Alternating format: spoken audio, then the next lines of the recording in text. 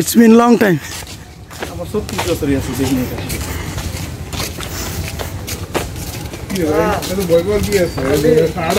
হরিণ আছে, पर হরিণের ওইখানে যাওয়ার রাস্তা নাই। যে রাস্তা ছিল ওইটা অলরেডি বন্ধ করে রাখছে।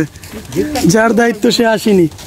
শত শত অভিযোগ নিয়ে 3 জন ট্রাভেলার ঢাকা থেকে ঘুরে এসে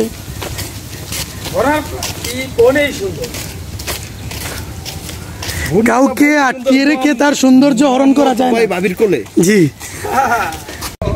আসসালামু আলাইকুম। কথা বলছিলাম পিরোজপুর উপজেলার বান্ডারিয়া থেকে। তো গতকালকে আমরা ছিলাম বরগুনায়। ছিলাম। আজকে আসছি বান্ডারিয়া উপজেলার হরিণপালায়। জানি না হরিণ আছে কিনা, হরিণ পালে কিনা, বাট চলে আসছি আমরা। তো ওই পাশে নদী ছিল, এই নদীর পার ঘেঁষে বিশাল সুন্দর একটা রাস্তা। এটা সম্ভবত বেড়িবাঁধ। আর নদীর পাশে ঝাউবন, বেশ বড় সড়ো একটা নদী। বেড়িবাঁধের কাজ চলছে ওই পাশে।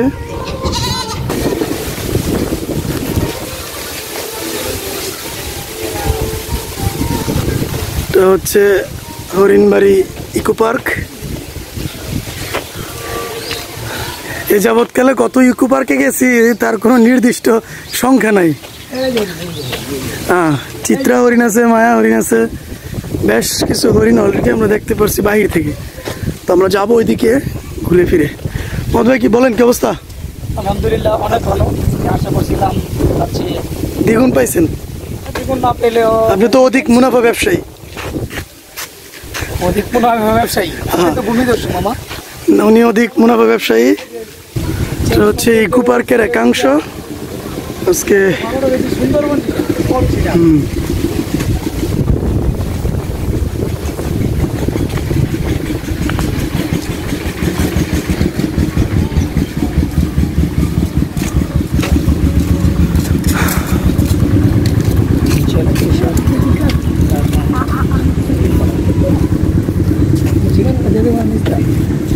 আমাদের সবাই ছবি তোলা নিয়ে ব্যস্ত।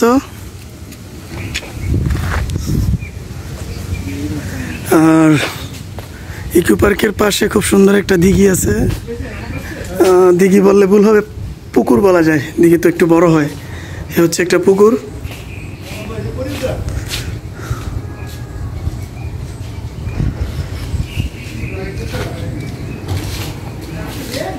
এখানে একটা ড্রাগন গাছ আছে। ড্রাগন গাছ,